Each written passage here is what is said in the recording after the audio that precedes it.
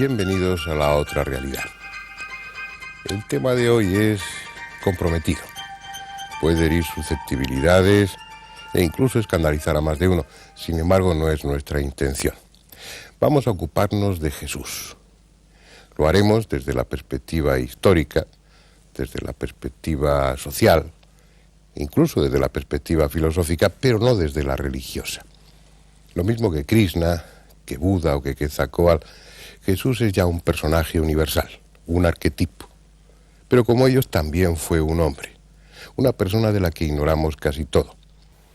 Lo que nos ha llegado sobre él, sobre su vida, es lo que figura en los evangelios, y estos tienen un carácter más piadoso que biográfico. De hecho, entre los 4 evangelistas hay contradicciones, hay lagunas, hay datos históricos que no corresponden con la realidad. Es decir, vamos a ocuparnos del hombre, dejando aparte su supuesta divinidad, que ese es un tema de fe y no de raciocinio. Como es habitual, antes de entrar en el coloquio, vamos a ver la primera parte de un documental que hemos preparado para hoy.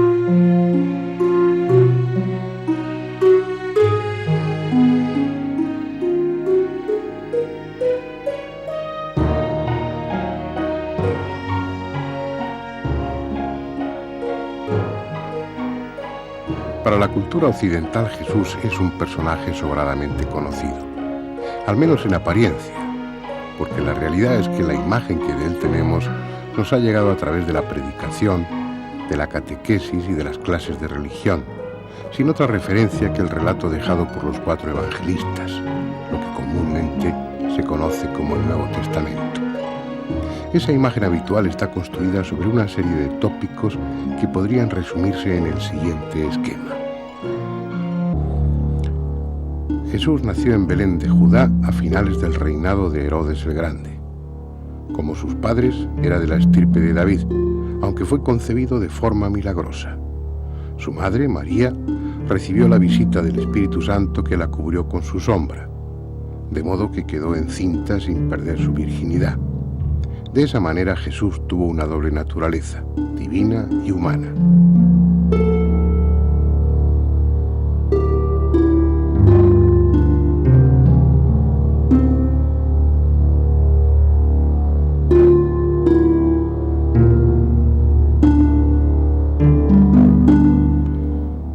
Tras muchos años de silencio y sin una actividad conocida, fue bautizado en este río, el Jordán, por Juan el Bautista.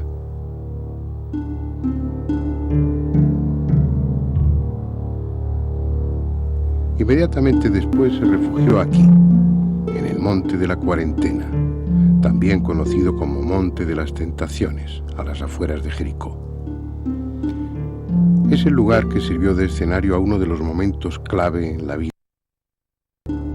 Solo, sin otra compañía que la de las fieras y la de los ángeles, metafóricamente sus instintos y su espiritualidad, alcanzó el grado de evolución necesario para trascender su condición humana, lo que simbólicamente se manifiesta venciendo las tentaciones del demonio y asumir su compromiso como redentor.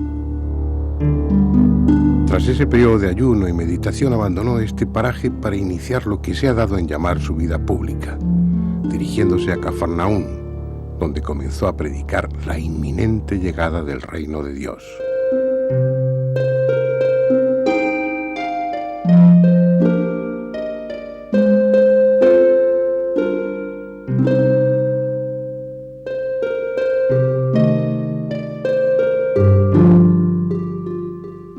Según lo que de él se nos cuenta en los evangelios, desde los primeros momentos su actividad predicadora estuvo acompañada de la realización de todo tipo de prodigios y milagros, especialmente sanaciones.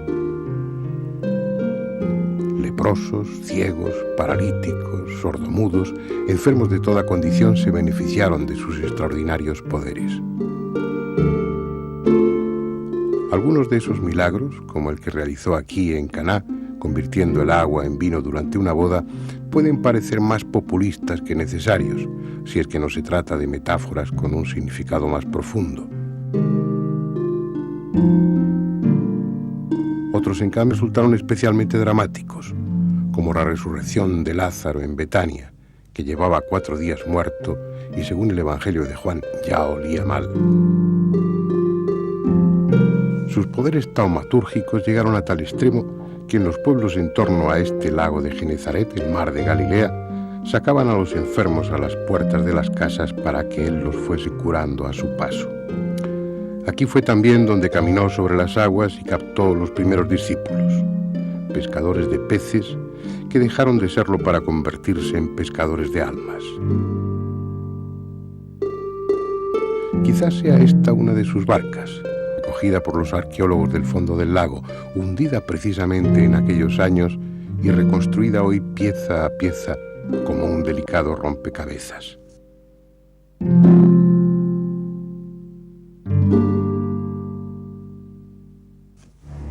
Ese esquema de vida aprendido en escuelas y catequesis nos habla también de su entrada triunfal en Jerusalén, conmemorada cada año en el Domingo de Ramos por centenares de peregrinos que recorren la ciudad en procesión.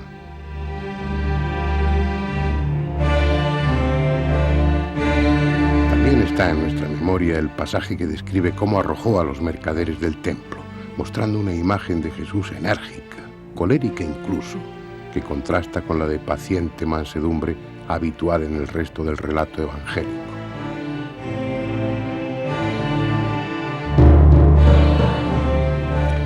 Ese mismo esquema, innumerables veces repetido y por todos aceptado, nos dice que aun siendo el Mesías que el pueblo esperaba, su mensaje resultó tan distinto y desestabilizador para las jerarquías judías que éstas intrigaron hasta conseguir que las autoridades romanas lo detuvieran.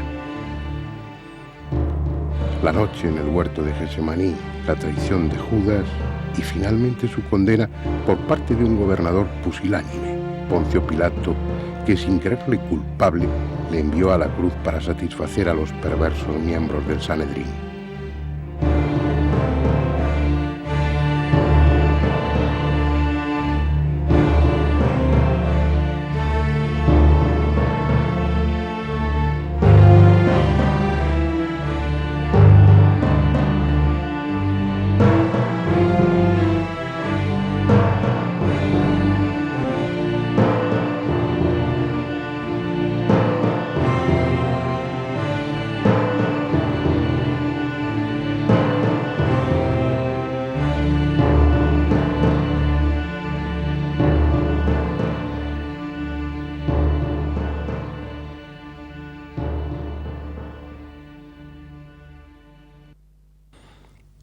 Sin embargo, no todo acabó ahí. Jesús resucitó, confirmó a la Iglesia que había fundado en vida para que continuase su obra y ascendió a los cielos, no sin antes prometer que vendría de nuevo al final de los tiempos para juzgar a los vivos y a los muertos.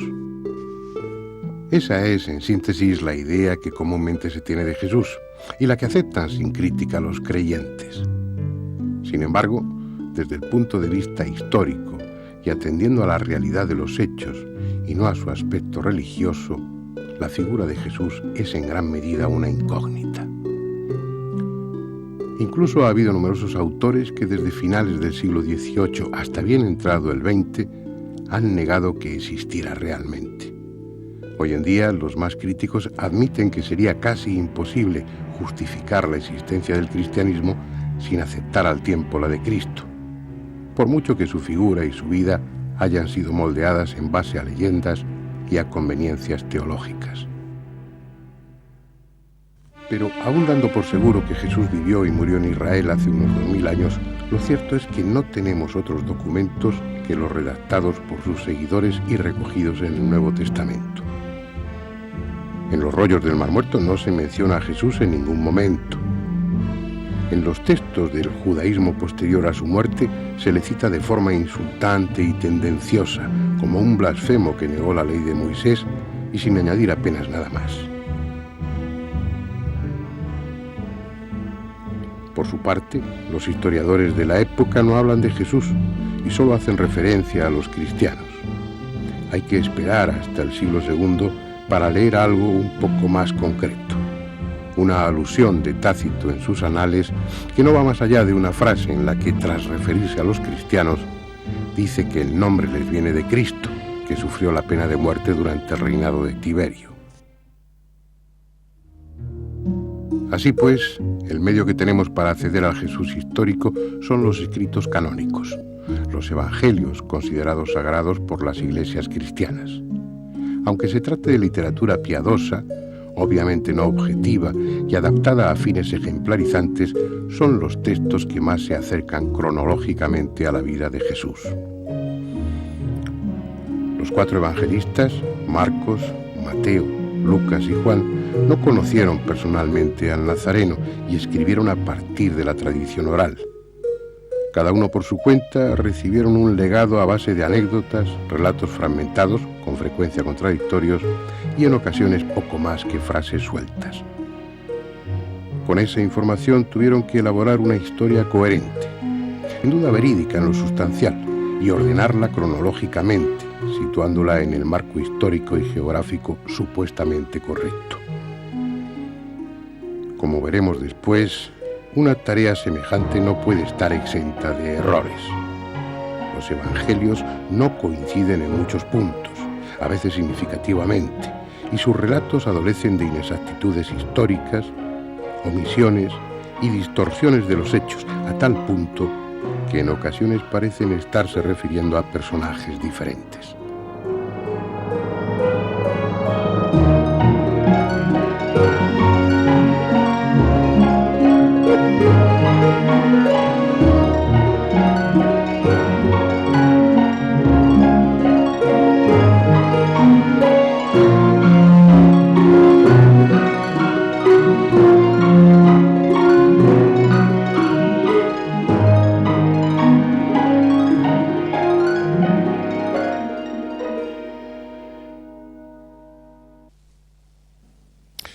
Bien, vamos a ver a nuestros invitados de hoy, comenzando por la derecha.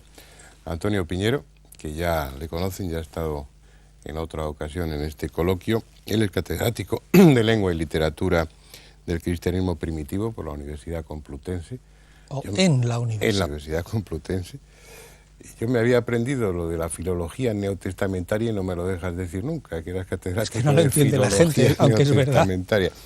Bueno, es una de tus especialidades, el cristianismo, tus libros, bueno, has escrito muchos, pero sobre el origen del cristianismo tienes uno, otros sobre las fuentes del cristianismo, otros sobre el propio Jesús, dedicado fundamentalmente a los evangelios apócrifos, y pienso que vas a aportar mucha materia para este coloquio. A veremos. Muy bien. Bueno. Espero. Jorge Manuel Rodríguez, que también has estado con nosotros cuando estoy hablando de la Sábana Santa. Efectivamente. Él es vicepresidente primero del Centro Español de Sindonología, además de profesor de Derecho Civil en la Universidad de Valencia. O sea que al estar en el Centro de Sindonología y ocupar un cargo como el tuyo, la figura de Jesús también te tiene que ser muy familiar, supongo. Claro, ¿no? efectivamente, aunque no es nuestro objetivo directo, pero la verdad es que el interés por la figura de quien se supone que es el que está en la Sábana Santa, lógicamente es algo connatural. Como yo decía en la introducción, aquí nos vamos a tocar, o lo menos posible, el aspecto religioso, sino que vamos a ocuparnos del aspecto humano, del aspecto social, del aspecto histórico. Y bueno, la Sábana Santa no contradice para nada lo que aquí vayamos a exponer. Salvador Freixedo, ya casi, no voy a repetir lo mismo que he dicho en tantas otras intervenciones de él, es súper conocido, especialista en estas cuestiones, con multitud de libros, y que además, bueno, en este caso concreto, pues nos ayuda el que él sea teólogo, el que haya sido jesuita durante 30 años, y bueno, la figura de Jesús pues también es más que conocida para él, ¿no? Así es. Sí. Dediqué mi vida, fíjate, 30 años más o menos primero a aprender quién era ese personaje y después a predicarlo. Bien. Honestamente. Bueno, me parece bien. Andrés Averasturi, que... ¿Y qué decir de mí? Nada. Porque una semana más aquí estamos. Casi ya no digas nada. Afortunadamente para nosotros. Y que no se te ocurra faltar ni una sola. Aquí estaré. Yo no sé cuáles son tus creencias, pero la figura de Jesús supongo que también ha despertado tu interés. Claro. El mío también. Yo creo que es, como comentaba en la introducción, un personaje universal, un arquetipo que, bueno, que se nos quedará con toda seguridad corto el coloquio para hablar de él. Pero eso será después de la publicidad. Enseguida estamos con ustedes otra vez.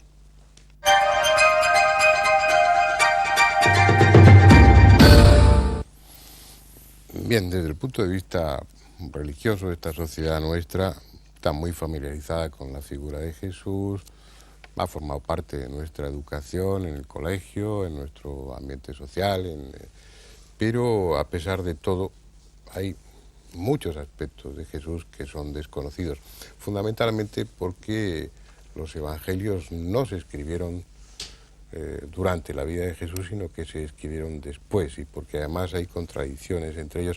Eso convendría dejarlo claro, Antonio Piñero, tú como experto objetivo en el tema. ¿Es cierto que los evangelios fueron escritos después de haber muerto Jesús? Ciertamente, el primer evangelio del que podemos decir que es un todo completo, una especie de semibiografía del personaje, es el Evangelio de Marcos, y ese está escrito en torno al 70. En las últimas introducciones al Nuevo Testamento dentro del ámbito católico, digamos que suelen ser las que intentan acercar más hacia el personaje Jesús este escrito, lo más pronto que se pone es en torno al 67-68, pero en general, o sea, 40 años más tarde, es decir, 40 años más tarde. Casi con toda probabilidad, los evangelistas no conocieron personalmente Eso es seguro. a Jesús. Eso es seguro. Es decir, para construir esa biografía de Jesús que figura en los evangelios, tuvieron que basarse en tradiciones, en relatos y en lo que contaron personas mayores que lo habían conocido. Exactamente así, y eso lo dice San Lucas claramente al principio de su evangelio, que él tiene fuentes escritas, una de ellas es el mismo Marcos, y otra que él iba hablando con lo que él llama ministros, y testigos de la palabra, o testigos visuales, y que de ahí sacaba una serie de cosas y él las escribía en orden. Es decir, que él mismo confiesa que él no conoció a Jesús. Eso lo dice claramente. Y respecto a Marcos se puede decir que no es un testigo presencial. Primero, ya lo dice la tradición de la Iglesia, que ese Marcos, que es una tradición dudosa, pero sí se puede sacar de ella una idea, y es que este Marco en todo caso era discípulo de Pedro, pero no de Jesús directamente. Además es un individuo que comete errores graves, Marcos, en la geografía de Palestina. Por lo tanto, no se puede sospechar razonablemente que un individuo que anduvo por Jesús dando vueltas por toda Palestina iba a equivocarse de una manera tan radical, ¿no? Entonces se ve claramente, simplemente por su conocimiento de la geografía, que no es un testigo directo. Ya. Y bueno, lo que también parece claro, parece obvio, es que esa biografía de Jesús que figura en los evangelios es un soporte que no importa demasiado si es real o no. Por lo que cuenta en los evangelios, lo que es importante es la enseñanza, el mensaje, claro. Y colocar todo eso en torno a una persona, o dando a esa persona como fuente de ese mensaje y situando a esa persona dentro de un contexto geográfico e histórico, eso ya es el segundo papel de los evangelios. El fundamental es transmitir un mensaje. Bueno, vamos a entrar en el coloquio, que no quiero que lo monopolicemos entre tú y yo. ¿Por dónde lo enfocamos? A mí me gustaría poner una cuadroplevisión del personaje y 4 puntos de vista. El primer punto de vista yo le llamaría el punto de vista de Kriveliov, un ruso que escribió todo un libro y reunió todos los testimonios. La posición del ruso: Cristo no existió, ¿verdad? Y hay mucha gente que cree que no existió físicamente, y no solo él, sino que en la teología, para mí, teología es sinónimo de mitología. Pero hubo por ejemplo, Bullmann y es uno de los... Eso lo dices tú, que eres teólogo. Sí, no, es que yo no vivía en eso. Y me gusta el tema. Yo, después de que me salieron los jesuitas, entonces cuando realmente empecé a profundizar en la teología, pero ya sin aquel arnés que tenía antes. Pero para hacer una breve mi intervención, Bullmann, por ejemplo, entre la teología protestante, es uno de los más avanzados. Y llega a decir esto, que no es muy importante si Cristo existió o no existió, lo importante es la fe en Cristo. Y lo siguieron Schweitzer y gente de valer, lo cual para mí es un disparate tremendo. Bueno, segundo, la segunda podía ser lo que dice la posición de Antonio Piñero. ¿Qué dice Antonio Piñero? Lo dirá él, ¿verdad? Y si lo digo mal, que lo diga. Cristo fue un ser normal, nació normalmente, y luego la tradición, los biógrafos, la devoción y los siglos le fueron echando encima cosas y lo convirtieron en lo que es.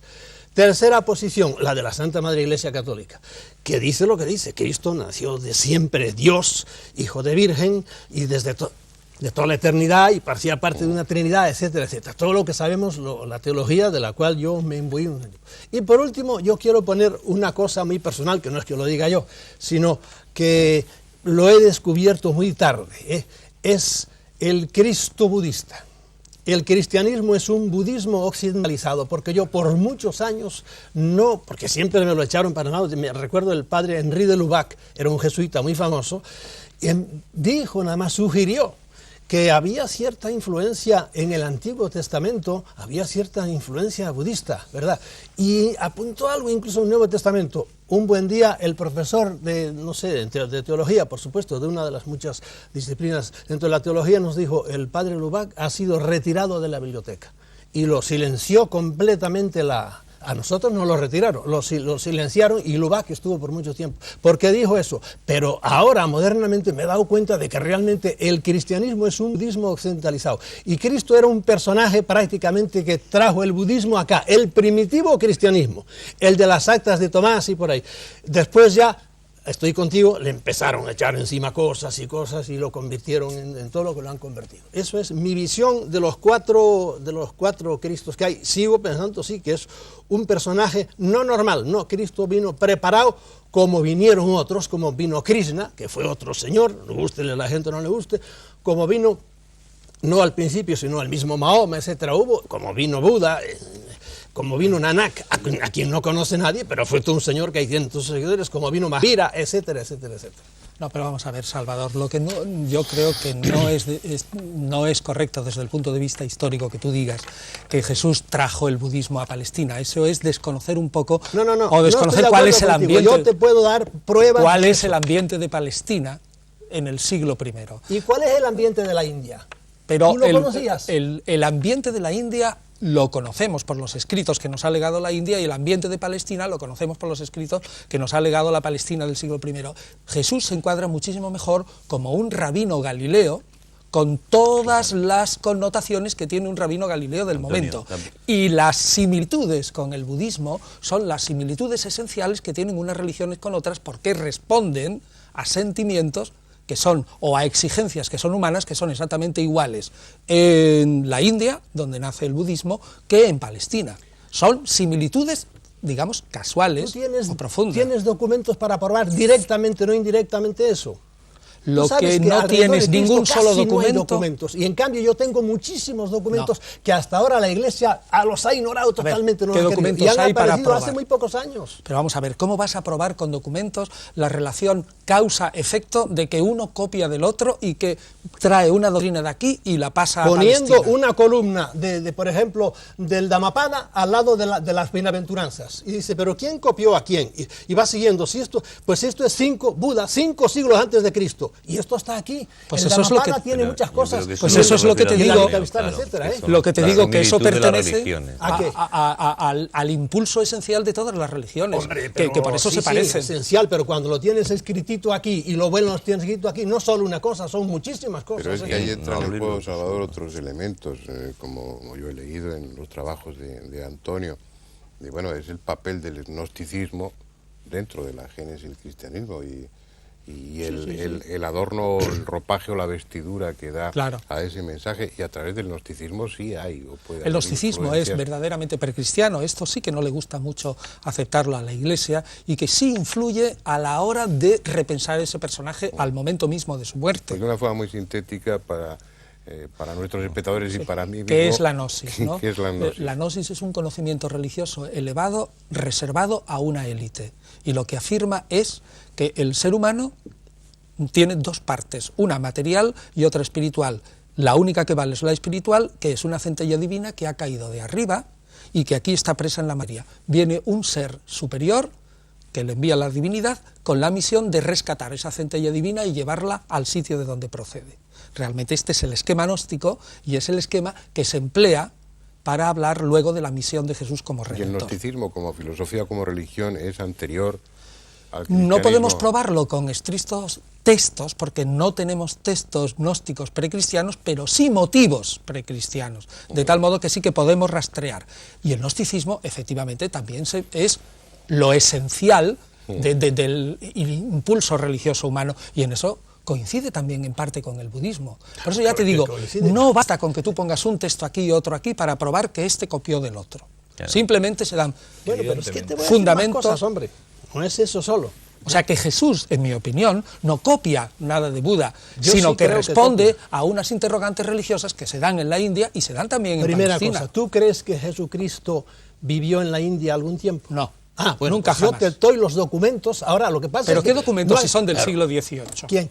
No, Esos documentos. no, mira, si quieres te cuento la historia. Notovich fue un ruso. Lo no, conozco. sin eso. Ustedes me dan No lo admite nadie cuatro eso. evangelios que se escribieron no se sabe cuándo, y yo muy bien, yo los admito. Y resulta que como nos los tuvieron muy tapados, pues no sabíamos nada de ellos hasta que vino este individuo, fue y descubrió un día por chiripa que le hablaban de su Isa, el santo Isa, en Ladakh, al norte de la India.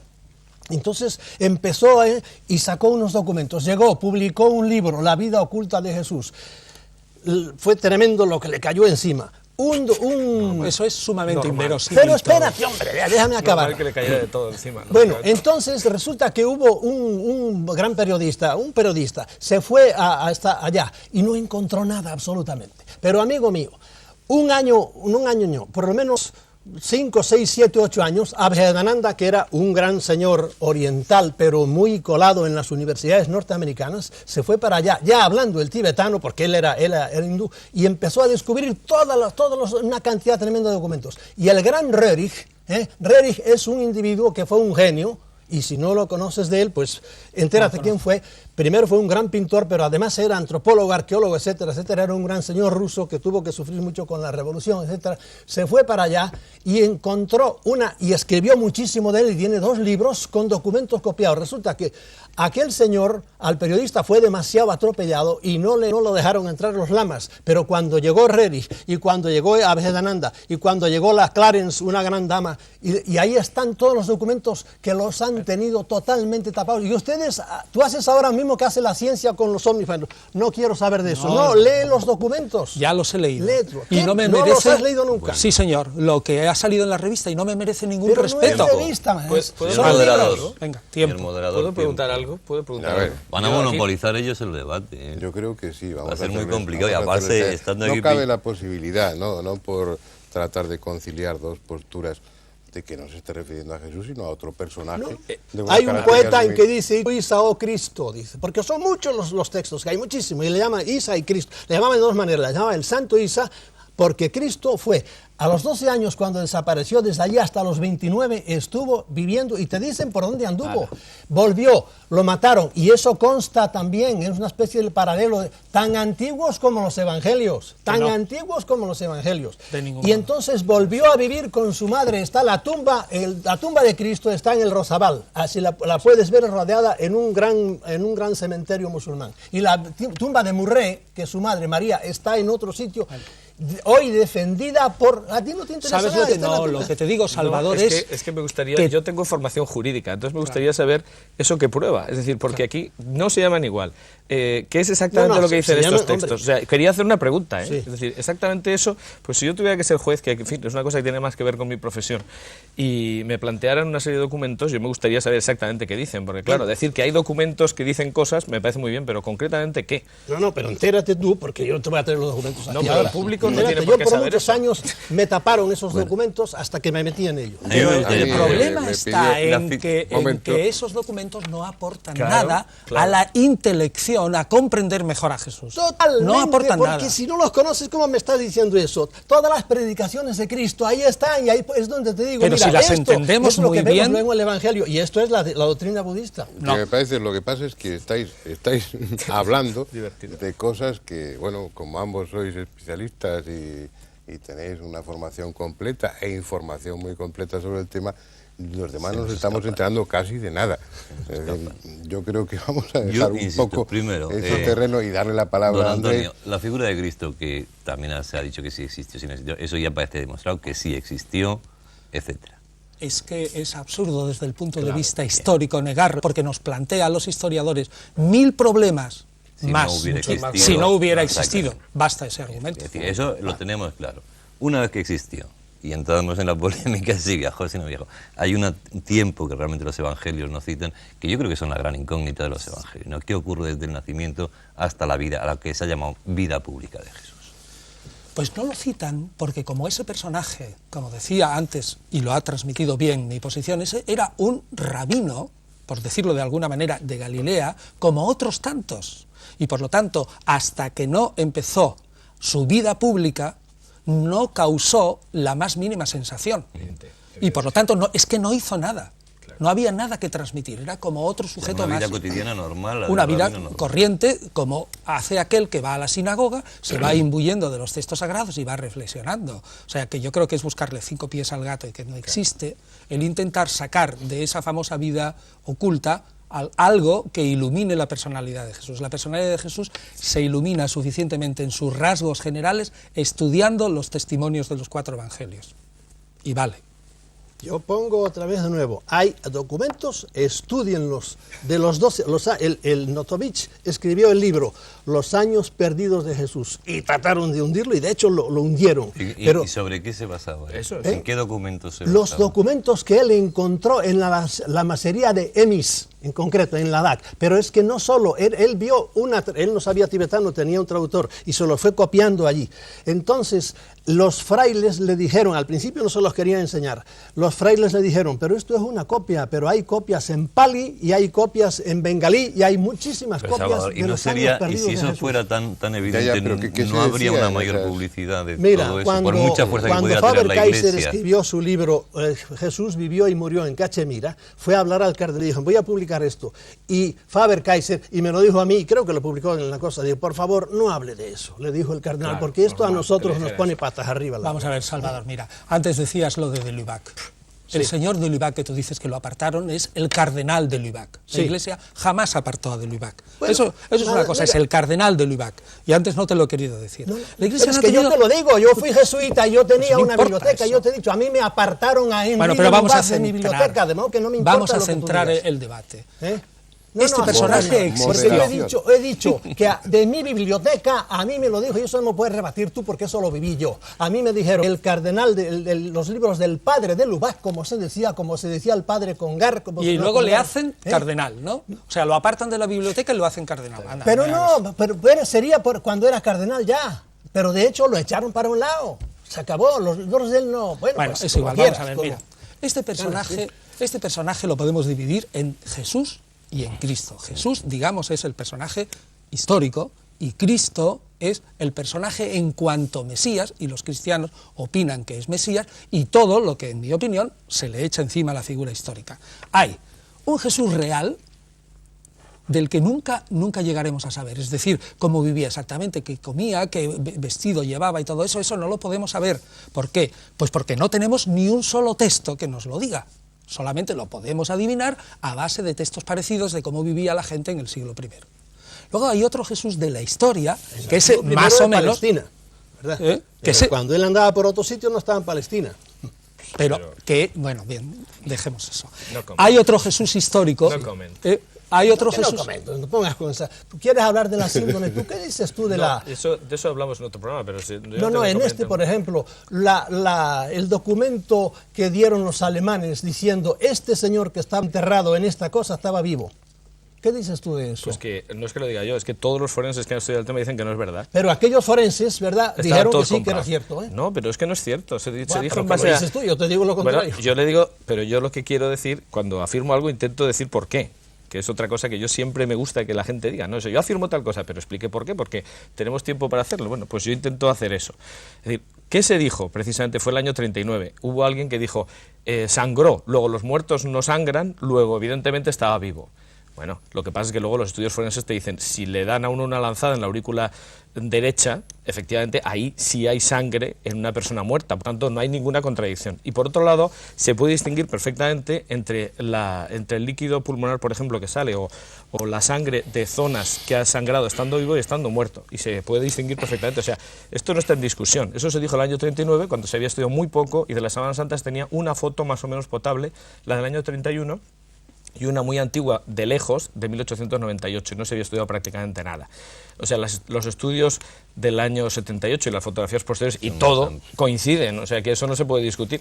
Es decir, eso de que estaba vivo es una afirmación que contradice un hecho. Volver otra vez al eso tema dices tú, y yo te digo que no es así, porque después del año 39 es el documento del que te estoy hablando yo, mucho después del año 39. Pues ya se había dicho. Vamos a volver al tema de Jesús, porque me parece mucho más apasionante. Estoy dando un poco de cancha, de cuerda, en el mejor sentido de la palabra, en esta primera parte. En la segunda voy a mostrarme un tanto violento para llevaros a un cauce que nos sirva a nosotros y a los espectadores para entender algo más sobre la figura de Jesús. Eso es lo que quiero decir, que si seguimos discutiendo así no entendemos. Yo quiero seguir preguntando. Antes de que nos vayamos a publicidad. Yo quiero seguir preguntando a Piñero, que me parece que es el más experto, y sobre todo porque como empieza a hablar Salvador y Piñero estamos perdidos. Antonio, el tema que preocupa tanto y que tantas sensibilidades hace saltar, el tema de la familia de Jesús. Era hijo único, tenía hermanos, se casó, no se casó. Todo eso se ha podido estudiar, se sabe algo de todo eso. Se ha estudiado conforme a los textos. Perdón, Antonio, vamos a dejar esa pregunta para que la respondamos, porque si Antonio se pone a explicarlo o a dar argumentos, nos vamos a retrasar en la marcha prevista del programa. Vamos a hacer una pausa para ir a publicidad, luego veremos la segunda parte del documental y luego continuaremos este coloquio que intentaré que transcurra por unos cauces más moderados. Hasta ahora.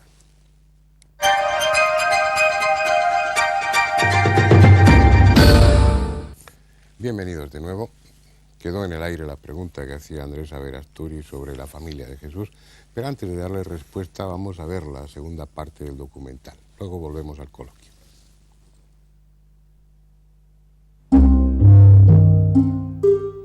La primera incógnita sobre el Jesús de los Evangelios es la de su nacimiento. No sabemos cuándo nació. Mateo dice que fue en tiempo de Herodes. Y Lucas afirma que fue cuando el censo de César Augusto, siendo Quirino gobernador de Siria. Pero lo cierto es que Herodes murió en el año 4 antes de nuestra era, y el censo fue en el año 6 o 7 de esta era.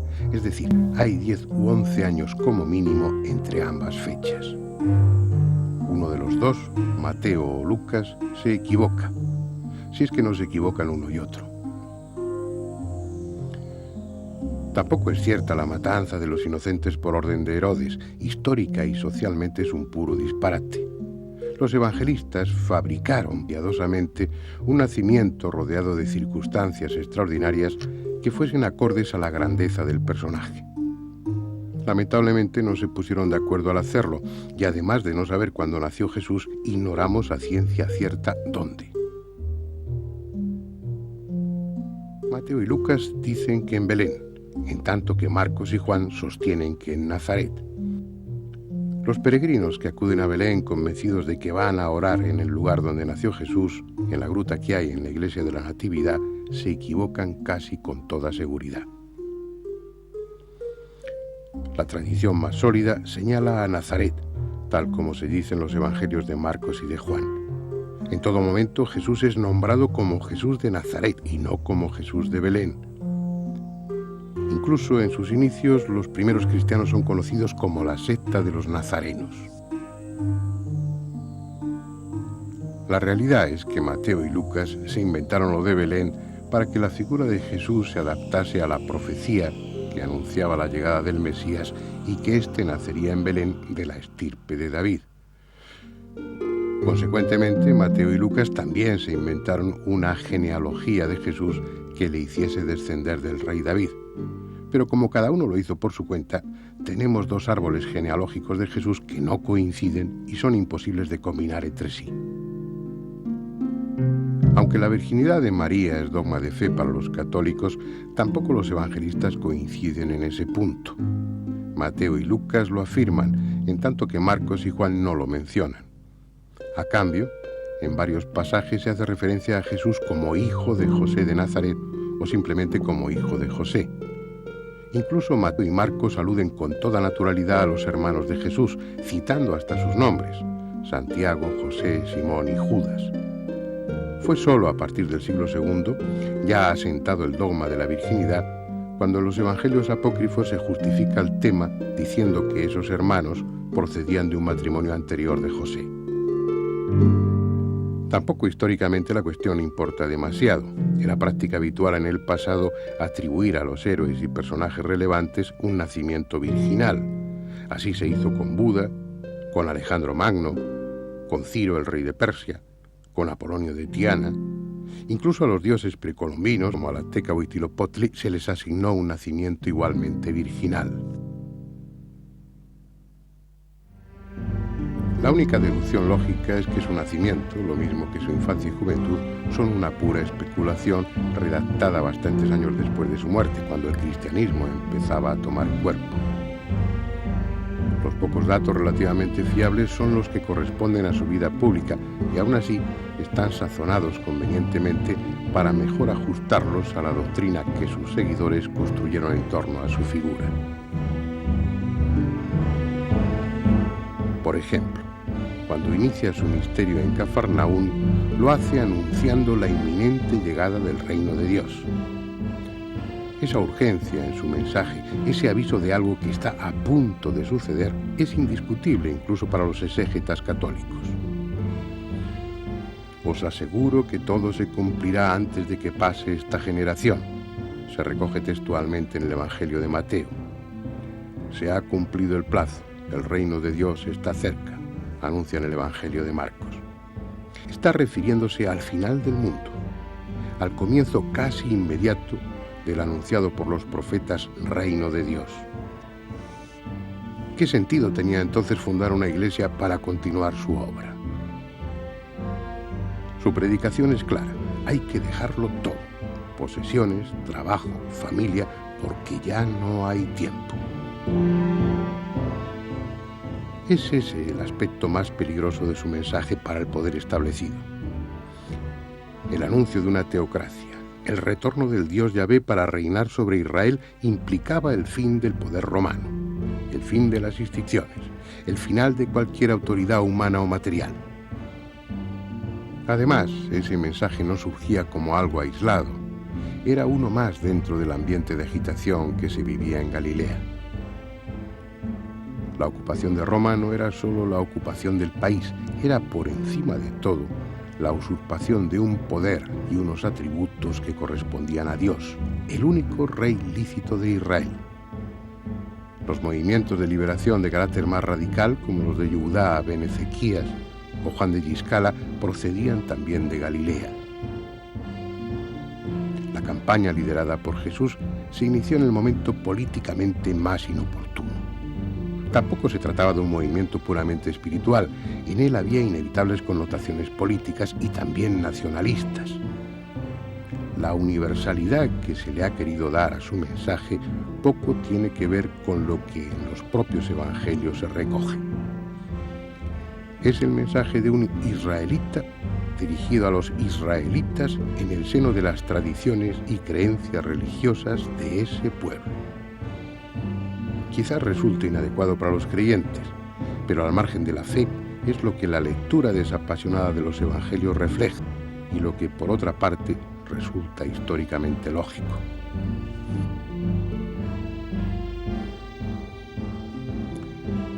Otra cuestión debatida dentro y fuera del ámbito religioso es si Jesús fue o no esenio. Los manuscritos del Mar Muerto, encontrados en Qumran, retratan a su fundador, el maestro de justicia, con perfiles muy parecidos a los de Jesús. Ambos se sienten profetas y guías de un grupo selecto, al que preparan por la penitencia para la venida del reino de Dios. Ambos son celosos de la ley mosaica.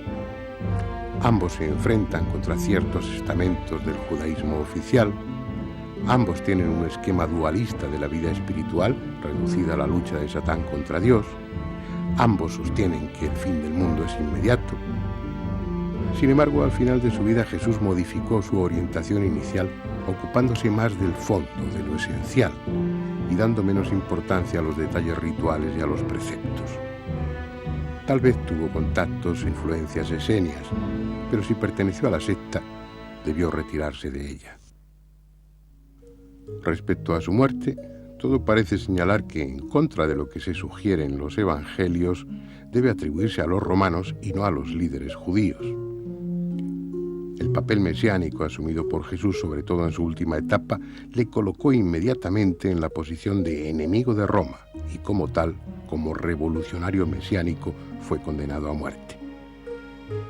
El que esa decisión favoreciera los intereses de los saduceos, que se beneficiaban de su posición de intermediarios entre el pueblo y el imperio, no quiere decir que fueran ellos los promotores de tal condena.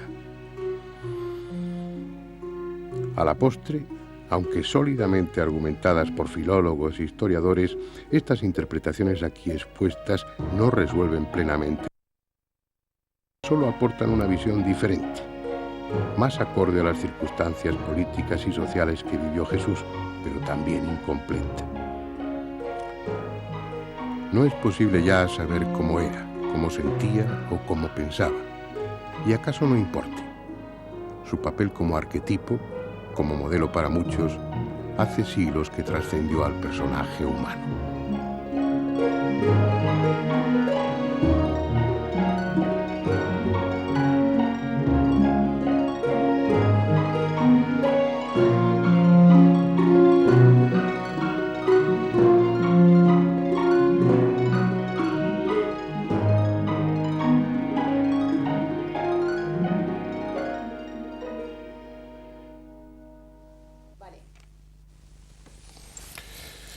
Bien, y ahora sí, la pregunta, Antonio, o pues quien quiera, o Jorge Manuel, o Salvador, ¿quién sabe de la familia? Bueno, lo primero ¿qué es, dicen los textos?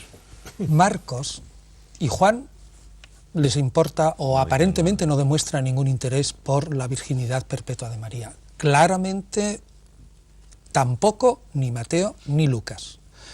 Los evangelios hablan espontáneamente de los hermanos de Jesús y dan los nombres. Es absolutamente raro que evangelios escritos en griego empleen continuamente la palabra hermano y si fueron primos, como se dice, jamás empleen las palabras primo. Una llamada que hay siempre que se habla de este tema, y algunos nos ha ocurrido en radio, siempre hay 50 llamadas de personas que dicen en griego la palabra hermano se utiliza para todos los que amigos, los que formaban parte del grupo y tal. Eso no es verdad tampoco. Y más concretamente a los hermanos e hijos de hermanos, en hebreo.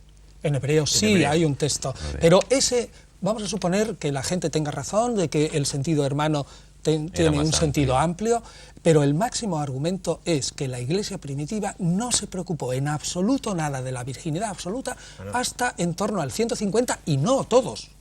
Tenemos en el 200 y pico testimonios de Tertuliano, incluso casi de Orígenes, que lo único que les importa es demostrar o afirmar que Jesús tiene un nacimiento espectacular y sobrenatural. Lo que hiciera la Virgen después no le importó nada a la Iglesia primitiva. Eso es un dogma, digamos, que se va formando lentamente y que hasta el siglo IV de una manera no aparece claro. Por lo tanto, digamos, lo más espontáneo es entender los textos y admitir que los primeros cristianos creían que Jesús había sido concebido milagrosamente, pero que una vez que el héroe, que es Jesús, no los hermanos, María siguió su vida con su marido tan tranquilamente. Esa es, digamos, la intelección normal, y es, por otra parte, la intelección de todos los exegetas protestantes y de algunos católicos. No obstante, aquí el problema está en que a veces, efectivamente, lo que dice Antonio es razonable, pero no obstante hay algún argumento ajeno precisamente a la filología que puede ser interesante, y es que, por ejemplo, yo esto lo he oído alguna vez y también me parece razonable, y es que si Jesús en la cruz entrega a su madre a un amigo, eso es una irregularidad absoluta dentro de lo que es la costumbre hebrea, porque si hubiera tenido otro hermano, se hubiera quedado con sus hermanos, se acabó. Por otro lado, es verdad, como dice muy bien Antonio, y eso sabe mucho mejor que yo, y por eso yo ya sabía lo que iba a decir, que efectivamente en griego la palabra hermano no tiene vuelta de hoja, es hermano. Es hermano. Ahora bien, lo que ocurre es que en el contexto en el que se dice todo esto, no se distingue entre hermanos y primos, entre otras cosas porque hermanos y hijos de hermanos son hermanos también. Sí, pero vamos a ver, cuando están continuamente diciendo, ahí está tu madre y tus hermanos, claro, parece absurdo que continuamente quieran referirse a primos. Sí, pero si tomamos literalmente el texto, habría que seguir leyendo. Y entonces dice Jesús, pero realmente mi madre y mis hermanos son los que hacen mi voluntad y los que la siguen y tal. O sea, quiero decir que si tomamos literalmente lo que dice, resulta que es que tiene muchísimos más hermanos o muchos menos, nunca se sabe. Quiero decir que hay que encontrar la cosa en su contexto. No he dicho que no sea razonable, he dicho que me parece muy bien, pero que tampoco se puede dar como definitivo. ¿Eso lo aceptamos? No existe ningún argumento definitivo para admitir que Jesús tuvo hermanos, pero mi argumento fundamental es que la Iglesia primitiva no le preocupaba. No le preocupó en absoluto y que aceptó tranquilamente que tuviera otros. ¿Tuvo hijos? Yo no lo sé.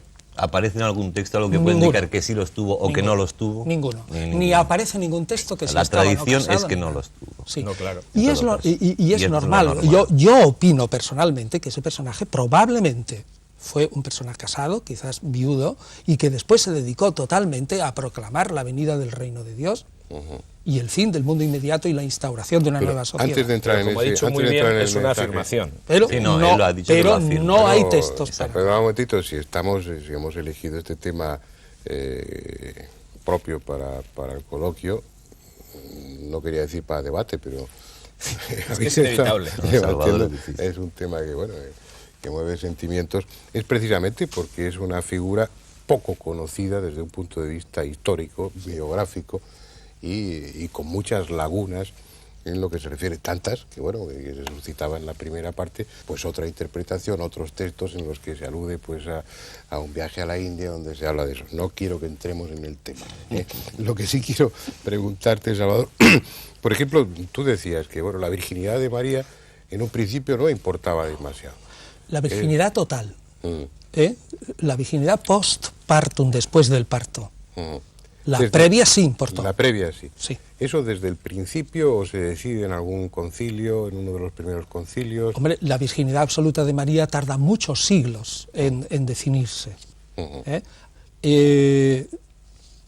Yo creo que lo que le importa al cristianismo primitivo es decir, este Jesús que es nuestro Redentor tiene un nacimiento no normal respecto a los otros. Lo demás, fuera. Ese es el tema, es lo que le quería pasar a Salvador. Esto no es una excepción, es decir, multitud de personajes religiosos, y ni siquiera religiosos, como Apolonio de Tiana y como el propio Alejandro Magno, se les atribuye enseguida, como pasó con Buda, como pasó con Huitzilopochtli, como pasó con personajes de panteones religiosos de todo el mundo, se les atribuye inmediatamente una concepción virginal. ¿Por qué ese empeño en... responde a una realidad, a algún recuerdo, o desde un punto de vista psicológico es necesario imaginar que ese prohombre o que ese superhombre o que esa figura no ha nacido por vía normal? ¿Por qué ese empeño? Bueno, los por qué son siempre muy difíciles de contestar. Estoy de acuerdo con Piñero, por lo menos en algo. Ya era hora, los documentos orientales también hablan de Jesús que tuvo hijo ninguno y que estuvo casado nunca. Yo me apoyo a mis pobrecitos, pero algún día a ver si te puedo mandar alguna copia.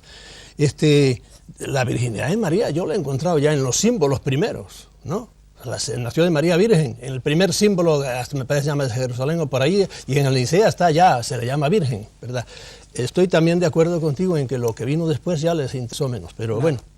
Ahora, el nacer virgen es una cosa curiosísima, porque Yo he publicado una lista de no sé cuántos que todos nacen de Madre Virgen. Y lo curioso es que en Oriente ya cuando se desata la imaginación, cómo nacen a uno de los dioses orientales, no sé si fue a Salivajana o a quién, porque hay alrededor de unos 40 personajes parecidos a Cristo, fueron redentores, etcétera, de los cuales aquí no tenemos ni idea.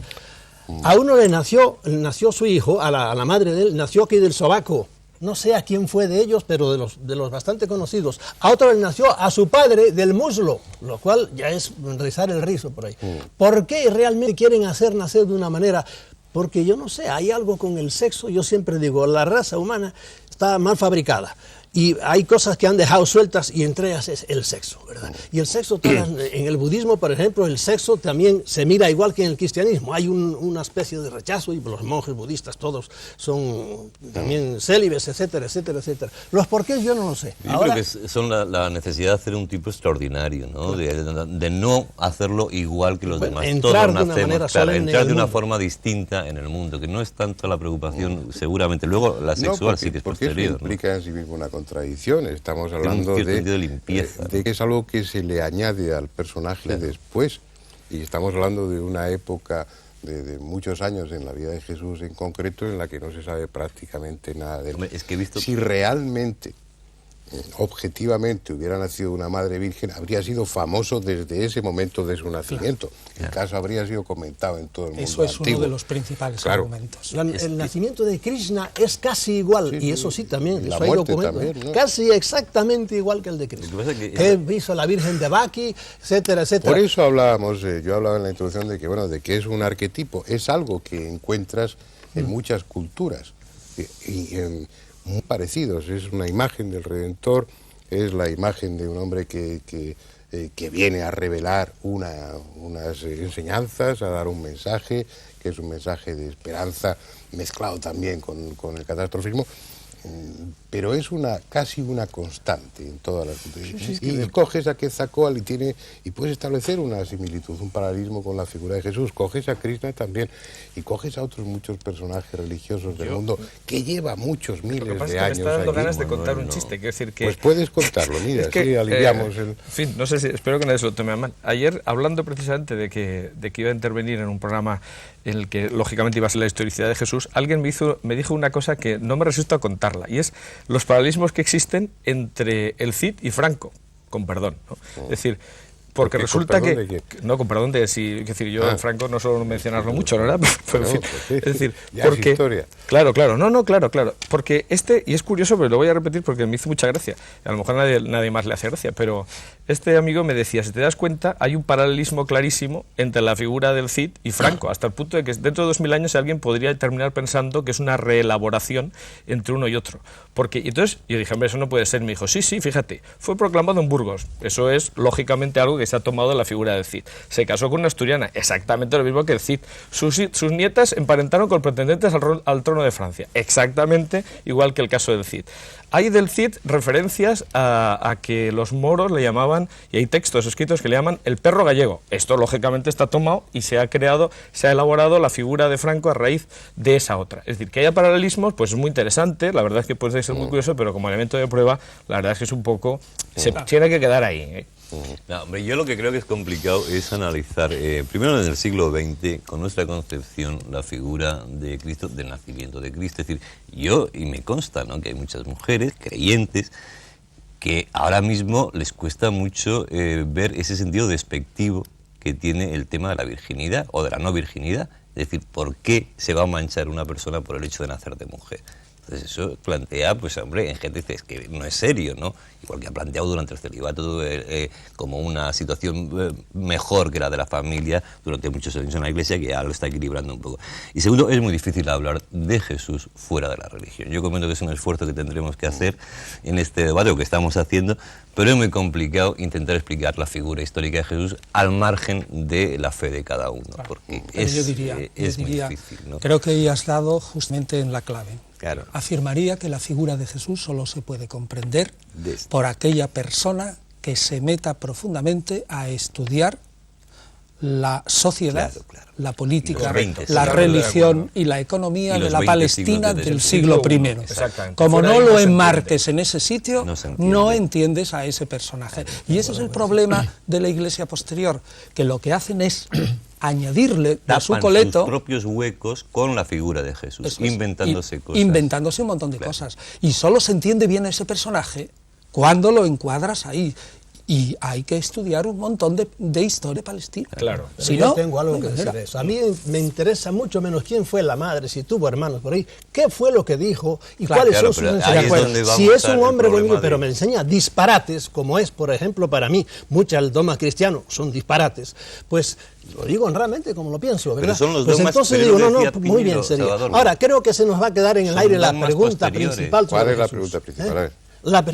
¿Es Dios o no es Dios? Y ahí No es- entraríamos en qué es Dios. Lo ese demás no es el ese no es tema el del debate. debate. Eso no es el debate. En la Ese no. introducción... Óyeme, si a un individuo que dice que es Dios me le quitas eso para hablar, vamos a estudiarle. Bueno, si quieres Es muy que bien, la él cara que nunca tenía ahí por ahí, dijo- perfecto. No, no, él bueno, nunca dijo estamos que era hablando Dios. de la ¿Eh? figura Él humana. nunca dijo que No, era no, Dios. yo no me meto nada. Sí. Perfecto, en eso estaré de acuerdo contigo. Nunca lo seguramente. dijo. Bueno, lo que pasa es que según los textos evangélicos lo condenaron por algo parecido, porque realmente fue por blasfemia, ¿no? La lectura de los textos evangélicos hay que hacerlo a un nivel y a otro nivel. Una lectura es esa.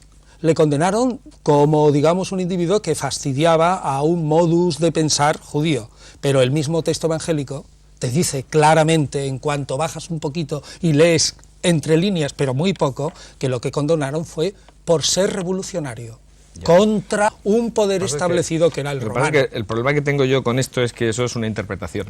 No, No es ahí una no hay interpretación. ninguna interpretación. Si no lo pone el texto, Lo pone el texto. Y lo pone el texto claramente, que es condenado por Poncio Pilato como rey de los judíos. lógicamente. Y eso Claro, es lógicamente, una porque- acusación Bueno, estrictamente no, política. lógicamente, Otra pero cosa es- también hay que tener Pero presente los que a políticos Poncio mentían Pilato le entonces importaría tanto como un hoy. pito que si le decían que era Dios, porque Poncio Pilato admitía la existencia de dioses diversos. O sea que, Pero lógicamente... si es que jamás le condenan por decir eso. Bueno, claro, la autoridad romana, pero la autoridad judía, desde luego, no le resultaba indiferente. Es decir, en un Hombre, no le momento resultaba en el que indiferente. solamente citar la palabra de Dios ya era blasfemo, no se Porque podía era- decir, la verdad es que, quiero decir, no es tan raro, ¿no? Es decir, y el texto lo que pone es eso. Otra cosa es que uno interprete que Yo eso creo no que fue la esa es la causa. grandeza de la perdona, figura yo de creo Jesús, que ahí hay ¿no? una Es decir, gran que era confusión. políticamente incorrecto en su época incluso. Entonces, Políticamente por ahí, correcto, claro, ¿eh? lógicamente, y Claro, el era un juicio mensaje muy ante los romanos subversivo, era un tiene que mensaje ser que decía que había que dejar adecuado a las- su mentalidad. aunque fuera sábado, buscar el cordero y todo aquello, se pegaba de bofetadas con todos sus colegas, en el caso de que fuera Claro. rabino y todo lo demás. Pero a los romanos les daba igual eso. Bueno, no pues podían claro, pero los condenarlo por romanos- eso, es que lógicamente. yo creo que claramente los romanos no se implican y le condenan a muerte por política, porque era un problema para Que es la acusación que se puede utilizar en ese momento, porque es que pero tampoco no se puede por utilizar por otra. decirse Dios, le condenan por política. Lógico, pero no... Por razones Estamos políticas. hablando de la muerte, estamos hablando de las causas de la muerte, de las circunstancias. Ni siquiera tenemos claras las circunstancias del nacimiento. es Yo que no sé si es muy nació en difícil. Belén o nació en Nazaret. No, ese es el problema de No sé Jesús. si realmente venía de los fariseos o no, no sé. Pero fíjate, Antonio, que ese es el problema de Jesús y de todos nosotros, porque yo No sé, recuerdo sus un artículo de Fernando planteamientos. Jiménez del Oso sobre el Belén en las pasadas Navidades, el disparate que es un Belén, que es un poco la idea elemental que podemos tener todos los cristianos ahora mismo. Entonces, toda la serie de incongruencias que se ponen en un Belén, desde los cerditos, creo que hablabas tú de los cerdos por allí Imagínate pastando, cerditos lo en un de el contexto empadronamiento, todo eso, la religión que sabemos, la leyenda, no lo sé cómo llamarlo, ¿es cierta o no es cierta? Hubo un empadronamiento, degollaron a todos los... No, esto, no. nació Nada en de Belén, eso, nació en nada de eso Nazaret. es probable históricamente. Bien, me alegro mucho que hayas dicho probable. No es O sea, porque probable antes has hecho una históricamente. afirmación demasiado fuerte y es a la que he reaccionado. Yo, eso nunca lo dijo, no lo sabemos. O sea, si no sabemos tal cosa tampoco podemos saberlo. No, Hombre, en las y escrituras. probablemente Pues probable, no lo venga, dijo. eso lo admito. Verás, lo primero es muy verosímil que naciera, como te dices, en Nazaret y no en Belén, y que más tarde, como ya existe la idea de que él es el Mesías, y hay una tradición, porque hay otras, ¿no?, sobre todo fundada en el profeta Miqueas, en el capítulo 5, de que el Mesías ha de nacer en Belén, se le hace nacer en Belén. Pero lo más probable es, naciera. conforme a la manera de nombrar a un personaje en la época, es que ese personaje naciera en Jesús Nazaret, de Nazaret y los nazarenos, era como se llamaba etcétera. la Bien, secta. segundo, respecto a lo del censo, hoy no hay absolutamente ningún Antes- historiador sí, bueno, sí. que no afirme claramente. Fíjate, y a un católico, ¿eh?, que Lucas se equivocó. Es decir, todos admiten... Qué difícil es eso. Todos admiten en general que Lucas se equivocó en 10 años, lo del censo. Sí, bueno, pero eso es una prueba diabólica. Decir que una cosa no existe es imposible de probar. Es decir, pruebe usted que no ha estado en tal sitio, uno puede probar que ha estado en un sitio. Lo que podemos probar es por toda la historia del Imperio Romano que no hubo 2 censos de Quirinos, sino uno solo. Y el único que se hizo fue en el 6 después de Cristo, es decir, probablemente de 10 a 12 años. Es que hay una incongruencia, por lo poco que yo sé. Es decir, no puede ser del tiempo de Herodes y al mismo tiempo del tiempo de Quirino. No puede ser. Sí. Son no puede dos ser. cosas está claro. Eso está claro. Ahí hay un error claro. En lo que referíamos eso es una afirmación, claro. No es una afirmación. Esto es un estudio de los textos. Dicen los evangelios, y además todo el mundo está de acuerdo, que nace en la vida de Herodes el Grande. Herodes el Grande muere el 4 antes de Cristo. Sí. Y Quirino es gobernador a partir del 6. Sí. A partir del 6 después. Es decir, como mínimo 10 años más tarde. Oye, que también sí, Marcos se coló en lo de Salomé. Eso es lo que decía, ¿no? Si es que me he interpretado al revés lo que quería decir. Bueno. No, si todo eso en el fondo no tiene ninguna importancia. Tampoco tiene importancia. Por eso estamos hablando del aspecto humano, histórico y demás. Yo creo que lo que importa en un personaje, que es lo que dejamos al margen, un personaje como este, es el mensaje, que bueno, que esa es otra historia, no entramos en ello. No entramos. Todo esto sería lo frívolo, lo anecdótico de Jesús. Lo realmente importante para el creyente, pues es lo que él dijo, para... Nosotros lo estamos contemplando no desde la perspectiva del creyente, sino desde la perspectiva histórica, desde la perspectiva biográfica y social y todo lo que Lo que es importante desde esa perspectiva histórica es decirle a la gente que desde el momento de la muerte de Herodes el Grande hasta el año 60 aproximadamente, que es cuando ya se gesta la gran revolución de los judíos contra los romanos, hay por lo menos 12 mesías. Claro. Como mínimo 12. Claro. Y como uno más.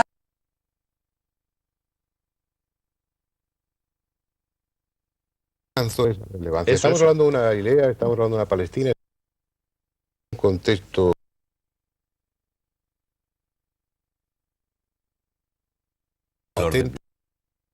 presuntos mesías continuamente. No sé cuántos. ¿Por qué cuaja la figura de Jesús? Ahora, me dejan otra vez poner ese es el gran punto de vista herético.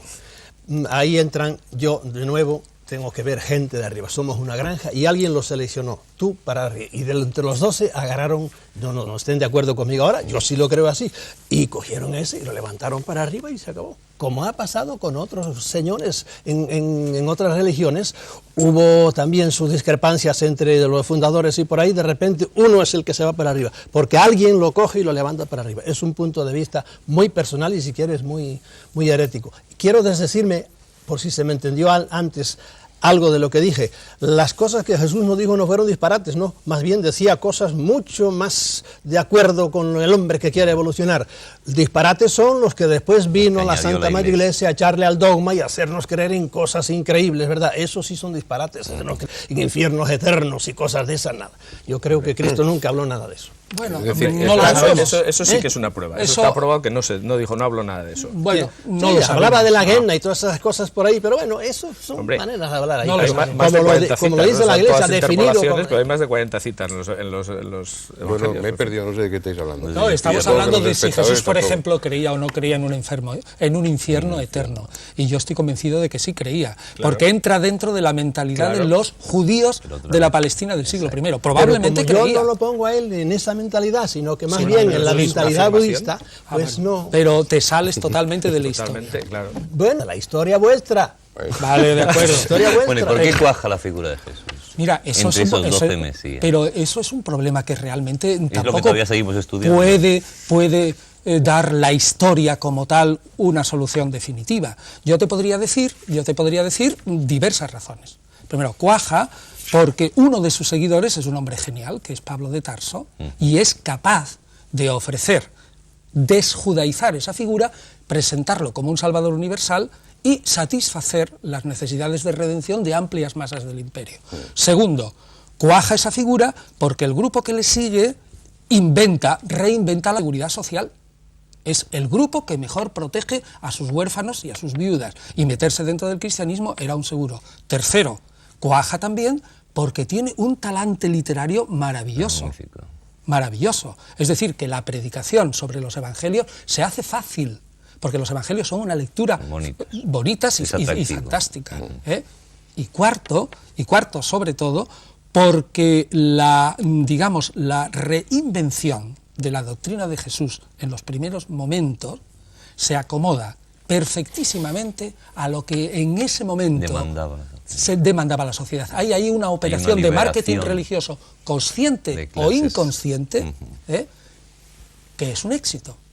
Ahora, otras razones más profundas, bueno, pues el creyente dirá, es el Espíritu Santo, pero la historia no puede meterse en eso. Vamos a ir centrando, ya nos vamos acercando a los últimos minutos. Perdona, Jorge Manuel.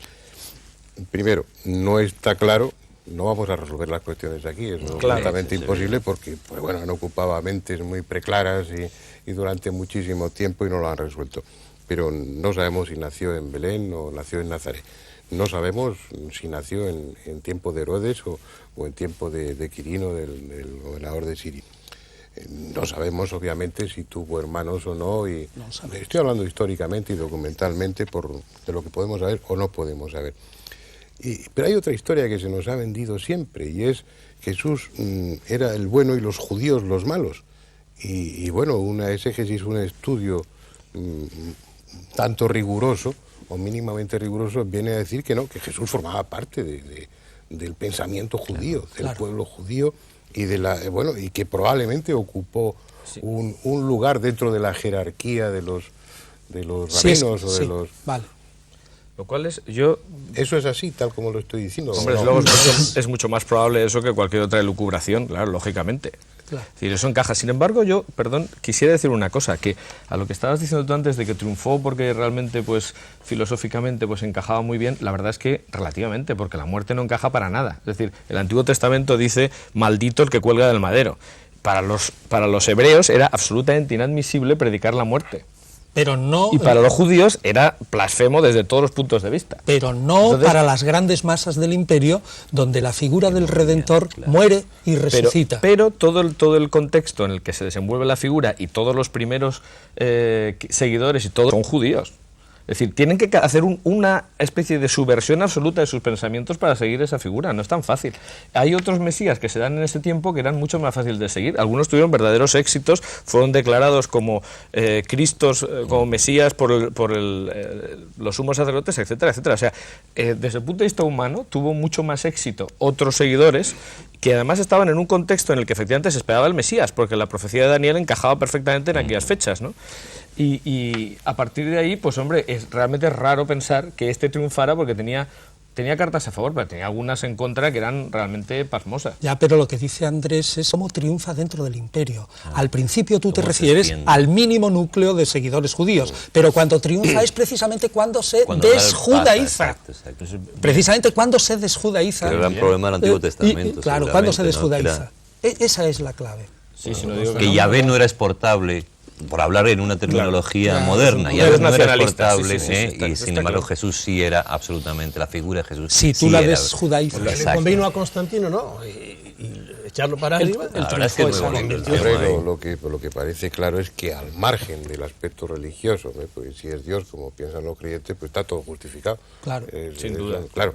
Pero desde fuera, desde la postura del no creyente, pero tienen que haber sido muchas y diferentes las circunstancias que han influido para que un movimiento filosófico, religioso, espiritual haya prosperado.